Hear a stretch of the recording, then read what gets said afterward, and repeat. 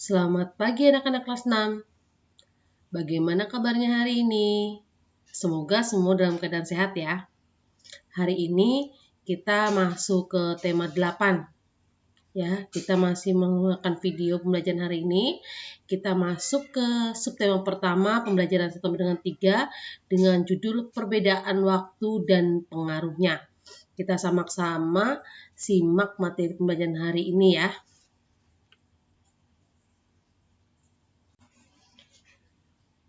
Gerak rotasi bumi.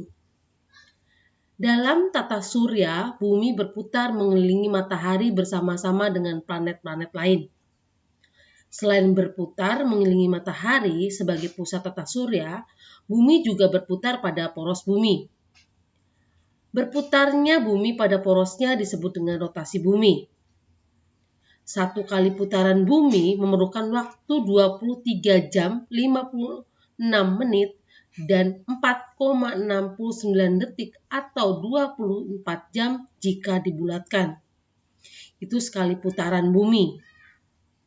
Waktu yang diperlukan untuk melakukan satu kali rotasi disebut dengan kala rotasi. Satu kali rotasi bumi disebut 1 hari.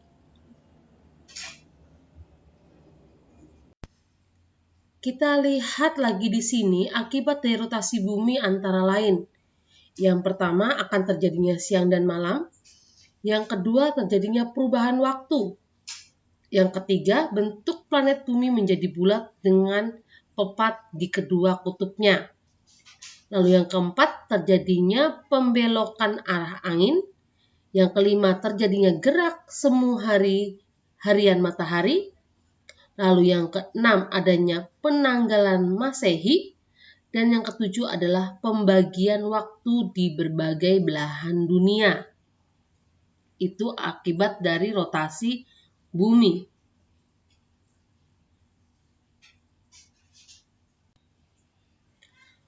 Bumi yang menghadap matahari akan mengalami siang, sedangkan bumi yang membelakangi cahaya matahari akan mengalami malam. Gerak semu harian matahari merupakan gerakan seolah-olah matahari berjalan dari timur ke barat. Adanya garis bujur menyebabkan terjadinya perbedaan waktu di berbagai belahan dunia. 0 derajat bujur berada pada kota Greenwich, Inggris.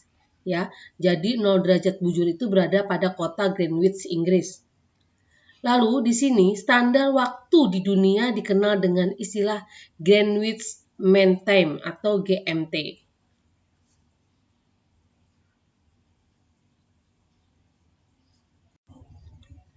Kita masuk ke bahasa Indonesia, yaitu teks non-fiksi. Teks non-fiksi adalah teks yang dibuat atas dasar fakta atau hal-hal yang benar-benar terjadi dalam kehidupan sehari-hari. Cerita non-fiksi merupakan sebuah karangan yang dihasilkan dalam bentuk cerita nyata atau cerita kehidupan sehari-hari yang dituliskan menjadi sebuah cerita. Karya sastra yang termasuk non-fiksi antara lain jenis karangan eksposisi, argumentasi, fungsional, opini, biografi, jurnalisme, serta tulisan-tulisan sejarah ilmiah atau ekonomi.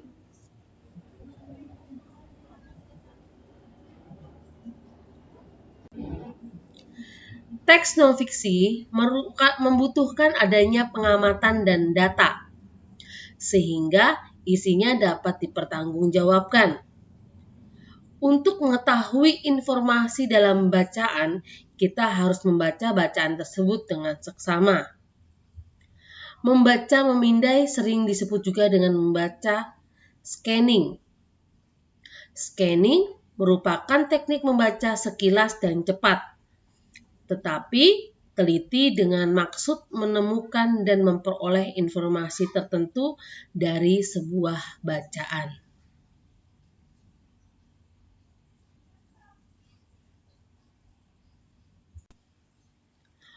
Notasi atau yang dikenal dengan not adalah dokumentasi dari sebuah karya musik. Setiap dua not atau nada yang berdekatan memiliki jarak yang disebut dengan interval.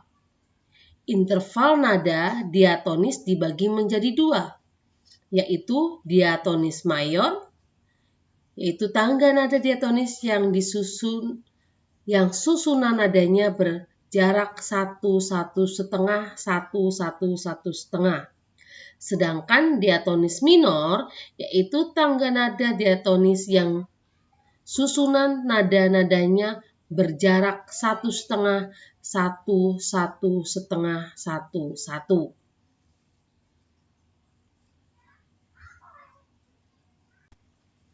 Pentatonis adalah tangga nada yang hanya memiliki 5 nada pokok. Contoh alat musik yang menggunakan tangga nada pentatonis adalah gamelan. Sebagai contoh interval pada alat musik gamelan berdasarkan larasnya, yaitu slendro, yaitu do, re, mi, sol, la. Sedangkan pelok yaitu do, mi, fa, sol, si. Itu adalah contoh interval pada alat musik gamelan.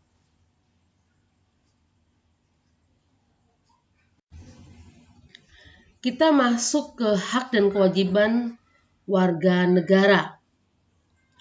Berikut ini adalah kewajiban sebagai WNI untuk menjaga keragaman bangsa.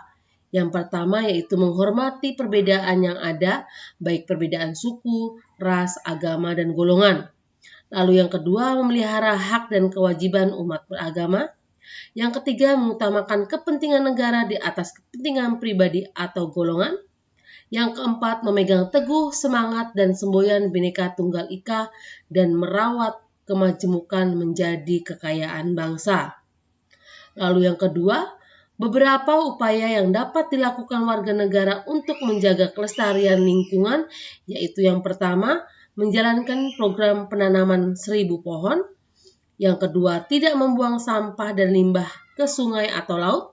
Yang ketiga, mengurangi pencemaran udara.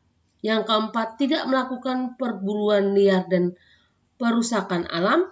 Yang kelima, melakukan sosialisasi lingkungan hidup.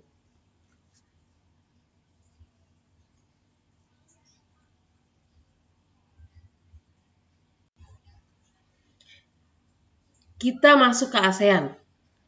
ASEAN dibentuk pada tanggal 8 Agustus 1967 di Bangkok, Thailand, oleh 5 negara pendiri yaitu Indonesia, Malaysia, Filipina, Singapura, dan Thailand, yaitu melalui penandatanganan Deklarasi Bangkok. Karakteristik negara-negara di kawasan Asia Tenggara, kita lihat yang pertama di sini Singapura. Penampakan alamnya sini terdapat Selat Johor yang memisahkan Malaysia dengan Singapura. Lalu yang kedua, lokasi tertinggi di Singapura berada di Bukit Timah. Cuaca di Singapura dikategorikan sebagai hutan hujan tropis. Dan cagar alam yang terkenal yang terletak di Bukit Timah, Nature Reserve. Lalu, taman botani yang terkenal di Singapura adalah Singapore Botanic Garden. Sedangkan keadaan sosial dan budayanya, yang pertama di sini penduduk Singapura terdiri atas mayoritas etnis Tionghoa. Lalu yang kedua, mayoritas rakyat Singapura menganut agama Buddha dan Tao.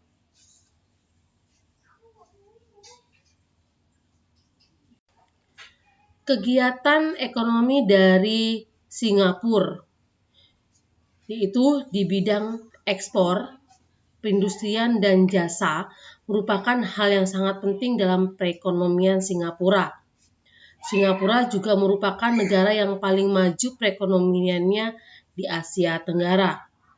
Sedangkan yang kedua di sini adalah Malaysia. Penampakan alam dari Malaysia adalah negara bekas jajahan Inggris. Malaysia mempunyai 2 kawasan utama, yaitu Malaysia Barat dan Malaysia Timur. Malaysia Barat terletak di Semenanjung Malaka berbatasan dengan Thailand di utara dan Singapura di selatan. Malaysia Timur terletak di bagian utara Pulau Kalimantan yang berbatasan dengan Indonesia dan Brunei Darussalam. Gunung tertingginya adalah Gunung Kinabalu di Malaysia Timur. Lalu Selat Malaka yang memisahkan Malaysia dengan Indonesia.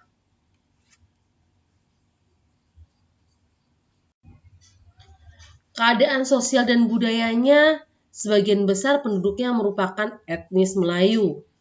Bahasa resminya adalah bahasa Melayu dan agama resminya di Malaysia adalah Islam. Keadaan ekonominya, SDA di Malaysia itu menghasilkan bahan tambang atau biji timah dan gas alam. Lalu pada sektor perkebunan, Malaysia termasuk eksportir terbesar untuk getah karet dan kelapa sawit. Malaysia juga dikenal sebagai negara yang memproduksi CPO atau minyak kelapa sawit sebagai minyak goreng terbesar di dunia.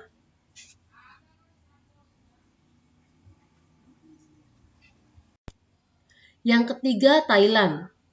Di sini keadaan alamnya dibedakan menjadi 4 wilayah, yaitu dataran rendah. Di sini dialiri oleh Sungai Chao Phraya. Lalu daerah pegunungannya, gunung tertingginya adalah Gunung Doi In Hanon. Pegunungan kapurnya terdapat di bagian timur yang disebut dengan pegunungan plato. Dan tanahnya adalah tanah genting kera. Iklim di Thailand adalah tropis dan beriklim muson. Sedangkan keadaan sosial dan budayanya, sebagian besar penduduknya adalah penduduk asli yaitu suku Thai dan Lao. Dan sebagian besar memeluk agama Buddha. Keadaan ekonominya, yaitu di sini hasil padinya yang terbesar di Asia Tenggara. Sehingga Thailand disebut sebagai lumbung padi Asia. Dan sektor pariwisata merupakan sumber penghasilan terbesar bagi negara Thailand.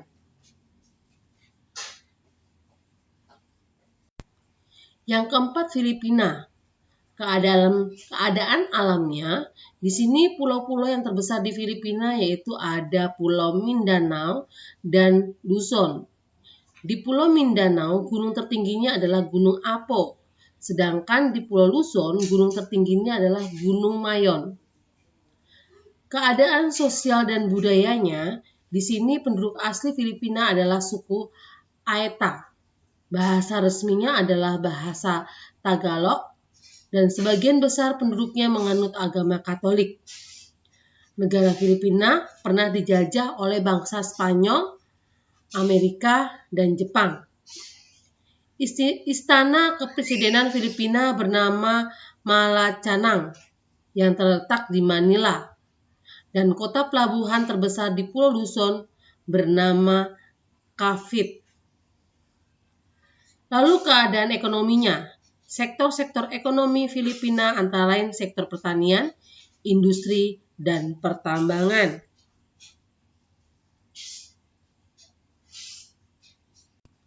Yang kelima yaitu Brunei Darussalam. Di sini keadaan alamnya, Brunei ini berbatasan dengan Malaysia Timur di selatan, barat, dan timur. Dan berbatasan dengan Laut Cina Selatan di bagian utara. Iklimnya adalah iklim tropis.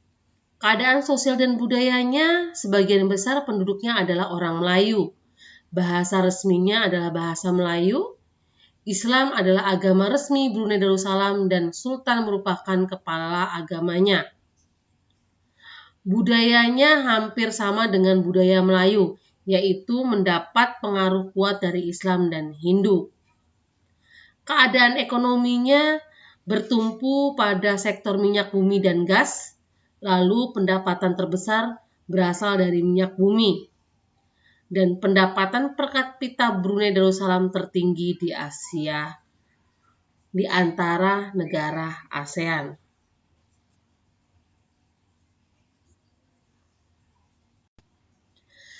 Keenam adalah Vietnam.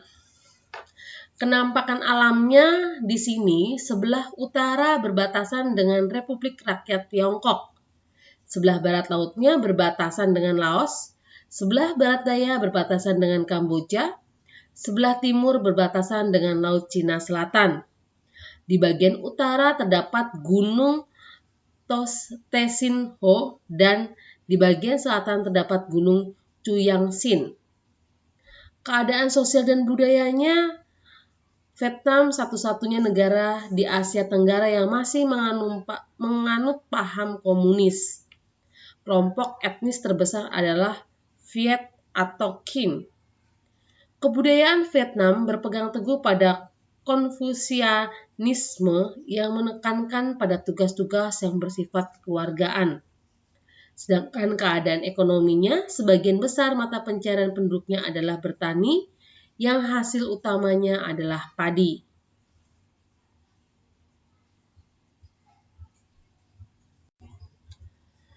Yang ketujuh adalah Myanmar. Keadaan alamnya merupakan negara tropis yang subur. Bagian selatan terdapat pantai sepanjang Teluk Benggala dan Laut Andaman.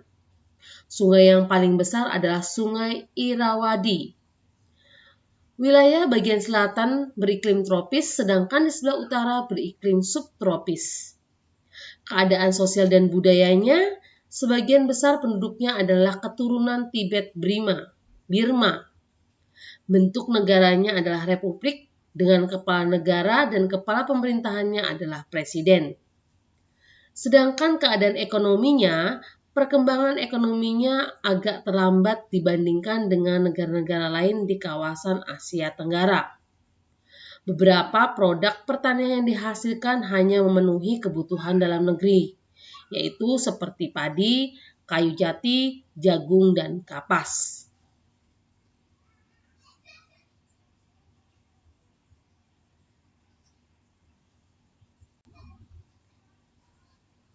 Yang selanjutnya adalah Laos.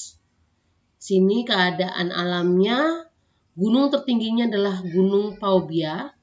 Laos diselimuti oleh hutan lebat yang kebanyakan bergunung-gunung.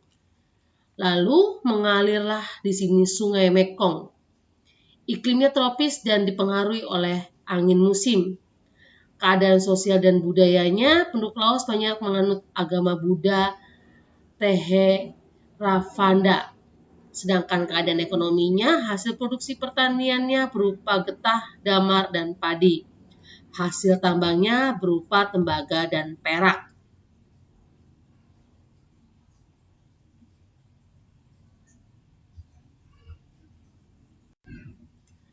Lalu Kamboja.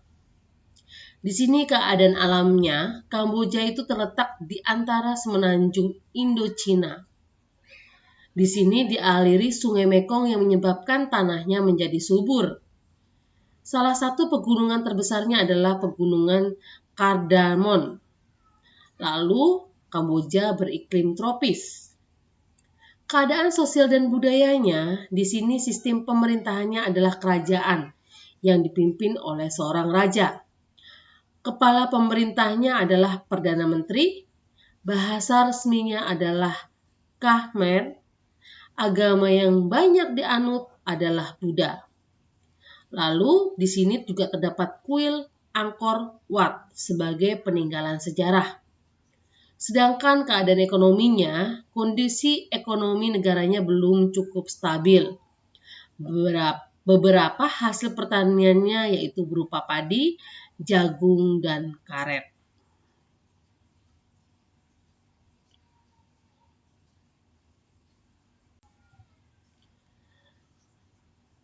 Lalu di sini Timur Timur. Timur Timur memisahkan diri dari Indonesia pada tahun 1999 dan merdeka penuh dari perwalian PBB tahun 2002. Sistem pemerintahan Timur Leste adalah republik dengan kepala negara seorang presiden dan kepala pemerintahannya Perdana Menteri. Masalah yang dihadapi Timor Leste adalah kondisi politik yang belum stabil. Yang kedua, pemerintahannya sering mengalami pemberontakan militer. Sedangkan masyarakat Timor Leste sangat bergantung pada sektor pertanian dan kopi yang merupakan produk andalannya.